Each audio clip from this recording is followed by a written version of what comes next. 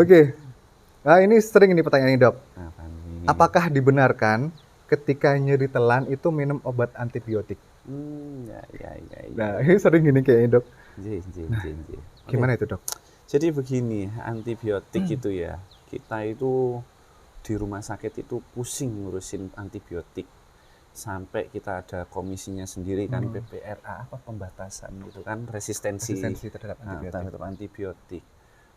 Karena penggunaan antibiotik yang nggak relevan, nggak pas gitu. Jadi kalau radang, tidak semua radang dikasih antibiotik. Nah, radang yang gimana yang harus diberi antibiotik? Radang yang ada tanda-tanda infeksi. Nah, radang kalau cuma nyeri telan gitu kan, kalau cuma baru berapa jam baru tadi, jangan langsung tembak antibiotik. Minum air hangat dulu lah. Tujuannya apa? Air hangat melancarkan peredaran darah yang di sini. Terus voice rest itu kalau kita ngomong gini, itu kan getar itu iritasinya itu terutik-utik. Aduh, bahasa apa ini? Utik-utik. Tergelitik, makin gatel lagi, makin iritasi lagi, kayak lingkaran setan jadinya. Kasihlah air hangat dulu, voice rest. Dilihat, nggak ada pusing, nggak ada demam, nggak ada apa, nggak perlu. Kalau udah ada demam tinggi, subfebril aja, nggak usah terlalu tinggi, demam, pusing, wah infeksi nih kayaknya. Terus mengeluarkan kayak berdahak, mulai berdahak, mulai warna-warna nih dahanya. Wah, ini baru disikat sama antibiotik. Kalau cuman radang nyeri telan biasa, jangan dulu ya, Dok, jangan ya. dulu. Soalnya badan kita itu diciptakan udah bagus sama Tuhan itu. Kita punya regenerasi sel. Iritasi dia lagi memperbaiki, bikin sel-sel baru. Apalagi masih muda-muda jenengan katanya. Sama aja. Itu cepet itu. Jadi nggak Gitu ya. semua ya, tidak semua. Jangan. Periksa dulu aja ke Dr. Yohan. Gitu aja mungkin Ujung-ujungnya sarannya. gitu. Aduh. Oke, baik. Waduh, ini curhatan ini. Siap. Oke, agak panjang ya, Dok. Siap. Saya pasien dengan KNF. Ye. Setelah radioterapi kurang dari 1 tahun yang lalu, kadang leher bagian bawah dagu itu membesar, kadang kecil, ukuran normal. Apakah itu normal? Dan ketika saya capek, leher saya itu kram. Berat nih ya kasusnya Berat ini kayaknya, ya. langsung bahas penyakit ini kayaknya. Langsung penyakit ya. Karena pengalaman ini kayaknya. KNF. Mungkin teman-teman belum tahu KNF ya. KNF. KNF itu karsinoma nasofaring. Jadi kanker yang adanya di belakang hidung sana, terus ya pokoknya di ujung hidung sana, mentok di sana. Penanganannya radioterapi memang ya. Nah, pertanyaan yang benjolan di bawah dagu tadi pasiennya kalau nggak salah itu, kita itu harus memastikan dulu. Memastikannya harus butuh pemeriksaan fisik. Soalnya gini, yang biasanya cancer itu berhubungan dengan nodul. Kenapa? Tempat penyebaran cancer itu. Masalahnya kalau pasien tersebut mengklaim di bawah dagu, karsinoma nasofaring itu sangat jarang di sini ya. Bahkan saya selama ini belum pernah nemu. Biasanya itu pembagian kita itu dibagi area-areanya. Ada di area 23 di sini untuk kanker nasofaring itu. Bukan di sini. Nah, apakah nggak mungkin itu? Ya bisa mungkin aja. Cuman saya kok nggak pernah tahu. Gitu. Belum menemukan yang kayak gitu. Terus apakah gerangan yang di situ? Nah, itu saya belum bisa menjawab sekarang apa itu. Karena saya harus pemeriksaan fisik, karena ini hal yang aneh kalau dia apalagi hilang timbul. Soalnya kalau hilang timbul saya harus tanya ke beliau, waktu timbul ada keluhan lain apa? Demam. Kalau demam arahnya ke abses. Nanti kalau pas timbul dia ada nyeri atau enggak, terus katakanlah timbul bisa digerak-gerakin atau enggak. Nah, itu harus dicari tahu dulu. Kemungkinannya banyak. Jadi saya belum bisa jawab itu benjolannya apa sebelum saya lihat. Tapi kalau untuk nodul sepertinya sangat jarang di situ. Untuk yang kedua leher, dia itu habis radioterapi. Habis radioterapi, Dokter. Mantap sangat. Radioterapi itu namanya radiasi ya. Radiasi itu akan merusak sel. merusak sel. Sasarannya itu adalah kansernya.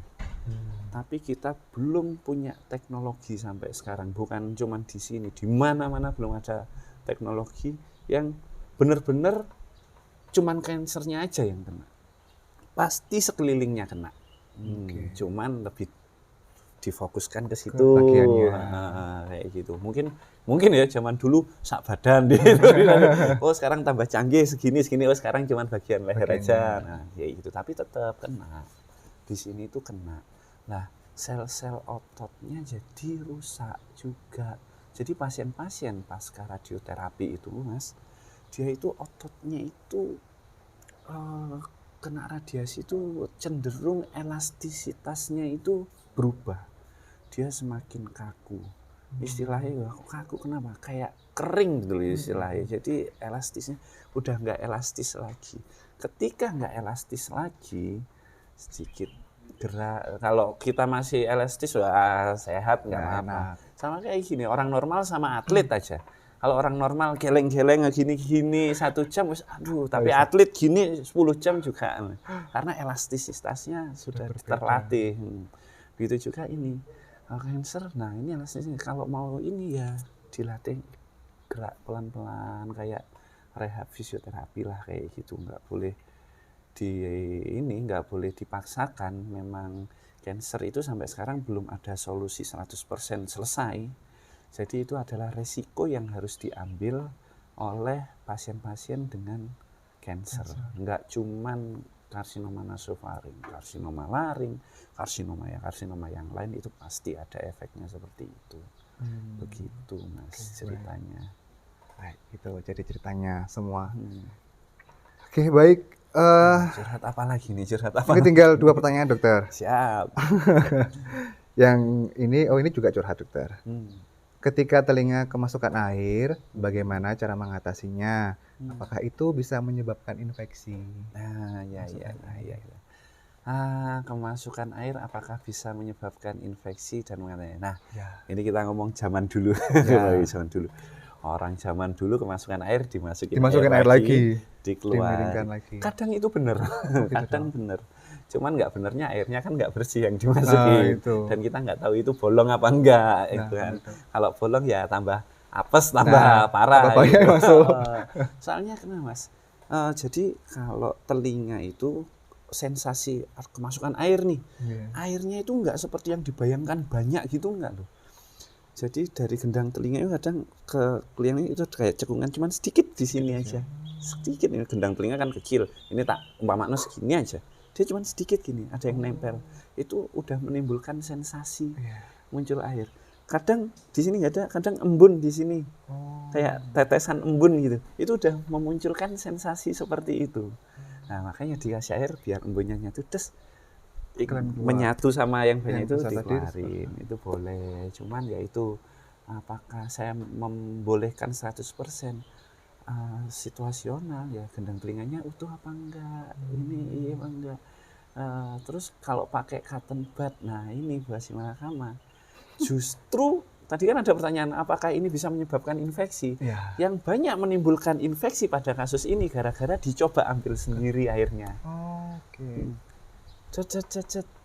nggak ada ya, sambil meraba-raba. Padahal seperti yang saya jelaskan, air itu nempel di gendang telinga. Kan serem, lebih dalam lagi ya itu. Udah gitu, kurang kesini, sensasinya tuh dikorek lagi, mungkin kurang dalam. Itu dilukain semua itu. Nah, mungkin pertamanya geli-geli ya. Nah, satu ini yang saya note sekalian nih. Ya Dok. Buat orang yang suka kurek-kurek kuping walaupun nggak kemasukan air, mau bersihin. Kadang bapak-bapak itu sukanya nyari geli-gelinya. Geli itu banyak itu yang kayak gitu, nyari sensasinya. Di balik itu mereka nggak tahu rasa geli itu ambang paling dasarnya dari nyeri. Jadi 1 itu geli, 3 itu agak jenut-jenut, 10 itu gulung kuming sampai pingsan. Jadi geli itu nomor 1. Kenapa kayak gitu? Berarti dia udah mikrolesi namanya. Ketika ada mikrolesi, nah tadi mencoba ngambil air tadi, kuman kecil nggak kelihatan kan, dia kan cacat, udah lapisannya udah nggak terlindungi. nempel, des, Masuk lagi. infeksi langsung. Belum habis dikorek-korek kok tambah sakit, kok tambah buntu itu. Jadi gimana cara ngeluarin air dari telinga? Satu, boleh dan nggak boleh ya, maaf ya. Boleh dengan kondisi tertentu, Ya. pancing pakai air. Kalau bisa airnya bersih, hangat lebih bagus. Gitu. Hangat lebih bagus. Hangat lebih bagus. Sesuai suhu tubuh, biar dia sama nih kayak tubuh. Yang kedua, saya nggak menyarankan pakai cotton bud. Katakanlah harus biarkanlah saja. Badan kita panas, air itu bisa nguap nantinya. Tapi kalau dibiarkan saja apakah aman? Belum tentu juga. Ini situasional karena dia ada air lembab, media juga untuk kuman. Tapi kan paling enggak walaupun dia media untuk kuman, lapisan kulitnya masih aman, enggak kegores-gores, enggak diurut. Itu nyambung ya dok, mohon maaf saya potong. Berapa waktunya untuk air itu nguap dok? Kalau tadi disarankan untuk mungkin didiamkan dulu, baru kan cari fasilitas kesehatan mungkin ya dok ya. Nah itu berapa waktunya mungkin? Itu enggak ada ya, ini, enggak ada patokannya. Tergantung aktivitas, semakin dia banyak Tinggi gerak, aktivitasnya. badannya semakin panas, semakin banyak nguap kayak gitu. Jadi semakin diem-diem rebahan di tempat AC, Ya, semakin percuma. lama kayak gitu.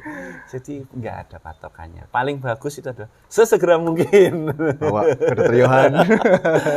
Aduh, Oke, baik. iklan terus. Sambil memperkenalkan dokter Yohan. Ya, pertanyaan terakhir dok. Siap. Apa bedanya dokter spesialis THT dengan spesialis THT-KL? Oh, jadi kalau dari singkatannya aja THT itu cuma telinga, hidung, tenggorok. Terus sekarang itu bukan THT-KL sih benernya mas, THT BKL. BKL. Nah, bedah kepala leher. Itu saya ingat guru saya itu Prof. Aryo itu dulu. Itu yang memperjuangkan dengan bangganya itu. Saya bangga pernah diajar beliau. Nah, kita dulu THT. Habis itu THT tapi pendahulu kita itu ngoperasi daerah sini juga, ngoperasi segala macam. Akhirnya kita itu diberi kesempatan belajar. Saya lupa tapi negaranya ke Belanda atau apa gitu. Belajar luar negeri tentang bedah itu semua. Dokter THT-nya dikirim ke sana, ketika balik ke sini kita bisa ini mengerjakan ini. Jadi kalau orang bilang THT yang sekarang itu nggak sebatas telinga, hidung, tenggorok, segala macam bentuk tumor di atas leher, tapi di luar kepala ya. Maksud saya dalam rongga otak ini ya, itu urusannya bedah saraf. Itu kita punya kompetensi untuk mengerjakan itu. Jadi nggak cuma yang THT aja, kita punya divisi bedah kepala, onkologi, apalagi onkologi atau segala macam. Bahkan kita punya divisi plastik juga. Jadi kita juga mengerjakan kalau trauma pasca kecelakaan itu kita ngerjakan juga. Jadi tulang-tulang wajah yang hancur itu kita bisa mengerjakan. Tergantung alat aja ada apa enggak. Tergantung alatnya. Nah, dan itulah bedanya. Nah, kita sekarang sudah diakui untuk bedahnya. Siap. Itu bedanya di kepala, ada bedah kepala leher. Jadi ada tindakan untuk kepala leher, area kepala, tapi bukan leher ke atas.